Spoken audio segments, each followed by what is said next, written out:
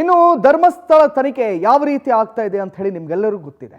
ಮೇಲಿಂದ ಮೇಲೆ ಅನೇಕ ಹುಂಡಿಗಳನ್ನು ಹೊಡೆದು ತೆಗೆದ್ರೂ ಸಹ ಏನೂ ಕೂಡ ಸಿಗ್ತಾ ಇಲ್ಲ. ಧರ್ಮಸ್ಥಳ ಕೇಸ್ ತನಿಖೆಯಿಂದ ಹಿಂದೆ ಸರಿಯುತ್ತಾ ಸರ್ಕಾರ ಅನ್ನುವಂಥ ಪ್ರಶ್ನೆ ಮೂಡ್ತಾ ಇದೆ. ಇದೀಗ ಇಂದಿನ ಸದನದಲ್ಲಿ ಘೋಷಣೆ ಮಾಡ್ತಾರ ಗೃಹ ಸಚಿವರು? ತಲೆಬುರುಡೆ ಪ್ರಕರಣಕ್ಕೆ ಇತಿಶ್ರೀ ಹಾಡಲು ಮುಂದಾಗ್ತಾರ ಅನ್ನುವಂಥ ಪ್ರಶ್ನೆ ಇದು. ಇಂದು ವಿಧಾನಸಭೆಯಲ್ಲಿ ಉತ್ತರ ನೀಡಲಿದ್ದಾರೆ ಗೃಹ ಸಚಿವ ಪರಮೇಶ್ವರ್. ಉತ್ತರದ ವೇಳೆ ಎಸ್ಐಟಿ ತನಿಖೆಯ ಅಂಶಗಳ ಬಗ್ಗೆ ಪ್ರಸ್ತಾಪವನ್ನ ಮಾಡಲಾಗುತ್ತೆ. 17 ಗುಂಡಿಗಳಲ್ಲಿ 17ರಿಂದ 18 ಗುಂಡಿಗಳಲ್ಲಿ ಏನ್ ಸಿಕ್ಕಿದೆ ಏನಿಲ್ಲ ಎಂಬ ಬಗ್ಗೆ ಚರ್ಚೆ ಆಗುತ್ತೆ. ಇಂದಿನ ಸದನದಲ್ಲಿ ಸಾಕಷ್ಟು ಗದ್ದಲ ಕೋಲಾಹಲ ಸಾಧ್ಯತೆ ಇದೆ. ಈಗಾಗಲೇ ಧರ್ಮಸ್ಥಳ ಚಲೋ ಮುಗಿಸಿದ್ದಾರೆ ಯಾರು? ಬಿಜೆಪಿ ನಾಯಕರು. ಪೂರ್ಣ ಪ್ರಮಾಣದ ತನಿಖೆ ವರದಿಗೆ ಪಟ್ಟು ಹಿಡಿದಿದ್ದಾರೆ ಬಿಜೆಪಿ ವಿರೋಧ ಪಕ್ಷದ ಮುಖಂಡರು. ಇಂದು ಎಸ್ಐಟಿ ತನಿಖೆ ಬಹುತೇಕ ವಾಪಸ್ ಮಾಡುವ ಚಿಂತನೆಯಲ್ಲಿದ್ದಾರೆ. ಅನೇಕ ಆಕ್ಷೇಪದ ಮಿಡಲಲ್ಲಿ 17ರಿಂದ 18 ಗುಂಡಿಗಳನ್ನು ತೋಡಲಾಯಿತು. ಒಂದೇ ಒಂದು ಗುಂಡಿಯಲ್ಲಿ ಒಂದಿಷ್ಟು ಕಳೆಬರಗಳು ಸಿಕ್ತು, ಬೇರೆ ಯಾವ ಗುಂಡಿಯಲ್ಲೂ ಏನೂ ಕೂಡ ಸಿಗಲಿಲ್ಲ. ಹಾಗಾಗಿ ರಾಜ್ಯದ ಜನರು ಆಕ್ರೋಶಕ್ಕೆ ಒಳಗಾದರು, ರ್ಯಾಲಿಗಳನ್ನು ಮಾಡಿದರು. ವಿರೋಧ ಪಕ್ಷದ ಮುಖಂಡ ಆರ್ ಅಶೋಕ್ ಜೊತೆಯಲ್ಲಿ ಬೇರೆ ಬೇರೆ ಶಾಸಕರು ಒತ್ತಾಯವನ್ನು ಮಾಡಿದ್ರು ಸರ್ಕಾರದ ಹತ್ರ. ಏನಂತ ಹೇಳಿ ಇವತ್ತು ರಾಜ್ಯದ ಜನತೆ ಕನ್ಫ್ಯೂಷನ್ ಅಲ್ಲಿದ್ದಾರೆ.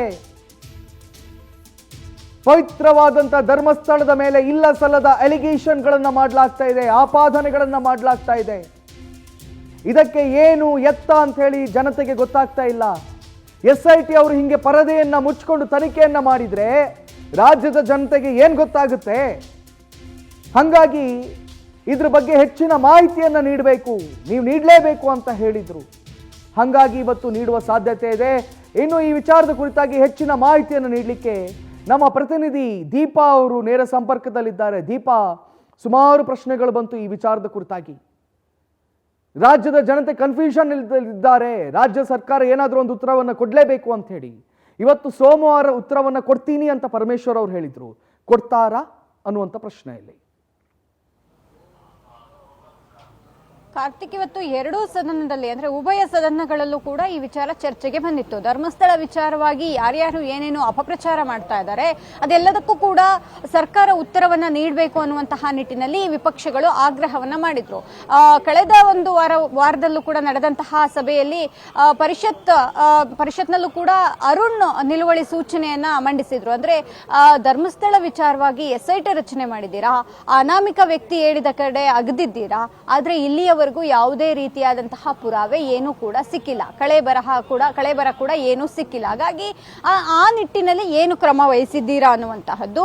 ಜೊತೆಗೆ ಧರ್ಮಸ್ಥಳದ ಕುರಿತಂತೆ ಇಷ್ಟೆಲ್ಲ ಅಪಪ್ರಚಾರ ಆಗ್ತಾ ಇದೆ, ಈ ಅಪಪ್ರಚಾರವನ್ನ ತಡೆಯೋದಿಕ್ಕೆ ಏನೆಲ್ಲ ಕ್ರಮ ಕೈಗೊಂಡಿದ್ದೀರಾ ಅನ್ನುವಂತಹ ನಿಟ್ಟಿನಲ್ಲಿ ಒಂದಿಷ್ಟು ಮಾಹಿತಿಯನ್ನ ಉತ್ತರವನ್ನ ಬಯಸಿದ್ರು. ಹಾಗಾಗಿ ಆ ನಿಟ್ಟಿನಲ್ಲಿ ಎರಡೂ ಸದನದಲ್ಲೂ ಕೂಡ ಇವತ್ತು ಉತ್ತರ ನೀಡಿಸೋದಾಗಿ ಒಂದು ಕಡೆ ವಿಧಾನಸಭೆ ಸಭಾಧ್ಯಕ್ಷರು ಹಾಗೂ ಈ ಕಡೆ ಸಭಾಪತಿಗಳಿಬ್ಬರು ಕೂಡ ಒಂದಿಷ್ಟು ಅವರಿಗೆ ಸಮಾಧಾನ ಆಗುವಂತಹ ಒಂದು ಉತ್ತರವನ್ನ ಕೊಟ್ಟಿದ್ರು. ಸೋಮವಾರ ಎಲ್ಲಾ ರೀತಿಯಾದಂತಹ ಉತ್ತರವನ್ನ ಕೊಡಿಸ್ತೇವೆ ಅಂತ. ಹಾಗಾಗಿ ಇವತ್ತು ಬಹುತೇಕವಾಗಿ ಉಭಯ ಸದನಗಳಲ್ಲೂ ಕೂಡ ಉತ್ತರ ದೊರಕುವಂತಹ ಸಾಧ್ಯತೆಗಳು ಹೆಚ್ಚಿದೆ. ಯಾಕಂದ್ರೆ ಇಲ್ಲಿಯವರೆಗೂ ಕೂಡ ಎಸ್ಐಟಿಯನ್ನ ಮುಂದುವರಿಸಬೇಕಾ ಬೇಡವಾ ಅನ್ನುವಂತಹ ಗೊಂದಲದಲ್ಲಿ ಒಂದಿಷ್ಟು ಸರ್ಕಾರ ಇದ್ರೆ, ಇದರ ಜೊತೆಗೆ ಮತ್ತಿನ್ನೇನಾದ್ರೂ ಸಿಕ್ಕರೆ ಅದಕ್ಕೂ ಕೂಡ ಸರ್ಕಾರದ ಹೊಣೆ ಮಾಡಬಹುದು ವಿಪಕ್ಷಗಳು ಅನ್ನುವಂತಹ ನಿಟ್ಟಿನಲ್ಲಿ ಇಲ್ಲಿಯವರೆಗೆ ಸುಮ್ಮನಿತ್ತು ಸರ್ಕಾರ. ಆದ್ರೆ ಇವತ್ತು ಯಾವುದೇ ರೀತಿಯಾದಂತಹ ಅಂದ್ರೆ ಇಲ್ಲಿಯವರೆಗೆ ಡೇ 1 ಇಲ್ಲಿಯವರೆಗೆ ಯಾವುದೇ ರೀತಿಯಾದಂತಹ ಕಳೆಬರ ಆಗ್ಲಿ ಅಥವಾ ಆತ ಹೇಳಿದಂತಹ ಆರೋಪಗಳಿಗೆ ಸಾಕ್ಷಿಗಳಾಗ್ಲಿ ಸಿಕ್ಕಿಲ್ಲ. ಈ ನಿಟ್ಟಿನಲ್ಲಿ ಇವತ್ತು ಬಹುತೇಕವಾಗಿ ಪರಮೇಶ್ವರ್ ಅವರು ಉತ್ತರವನ್ನ ನೀಡುವಂತಹ ಸಾಧ್ಯತೆಗಳಿದೆ. ಆದ್ರೆ ಮಧ್ಯಂತರ ಏನು ವರದಿಯನ್ನ ಸಲ್ಲಿಸ್ತಾರೋ ಅಥವಾ ಪೂರ್ಣ ಪ್ರಮಾಣದ ವರದಿಯನ್ನ ನೀಡ್ತಾರೋ ಅನ್ನುವಂತಹದ್ದು ಕೂಡ ಸ್ಪಷ್ಟನೆ ಸಿಗಲಿದೆ.